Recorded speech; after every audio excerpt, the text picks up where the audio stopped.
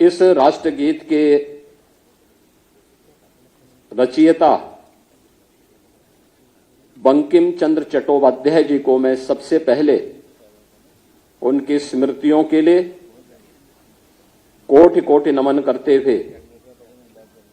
विनम्र श्रद्धांजलि अर्पित करता हूं। आज का ये दिन हम सब के लिए अत्यंत महत्वपूर्ण दिवस है और मैं आभारी हूं आदरणीय प्रधानमंत्री जी का, जिन्होंने पूरे देशवासियों को आजादी के आंदोलन का मंत्र बना वंदे मातरम की 150 वर्ष पूरे होने के इस दिवस को इस स्मृति दिवस के रूप में आयोजित करने के लिए देशवासियों को एक नई प्रेरणा दी। हम सब जानते हैं कि वंदे मातरम भारत की आजादी का एक अमर मंत्र बन गया था।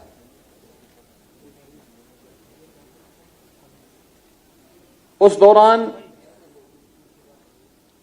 विदेशी हुकूमत के द्वारा दी जाने वाली अनेक यातनाओं और प्रताड़नाओं की परवाह के बगैर हर भारत का नागरिक और खास तौर पर जो हमारा स्वतंत्रता संग्राम सेनानी था, क्रांतिकारी था, वह वंदे मातरम के इस गीत के साथ गांव-गांव में, नगर-नगर में प्रभात फेरी के माध्यम से भारत की सामूहिक चेतना के जागरण के इस अभियान के साथ जुड़ चुका था। सैकड़ों वर्षों से दबी भी वे भावनाएं जो स्वयं आत्मबोध के भाव से मंत्रमुग्ध होकर के केवल गुलामी की उन बेड़ियों के बारे में भले ही अंतःकरण से पीड़ा झेल रहा हो, लेकिन स्वयं अपने सुख चैन के लिए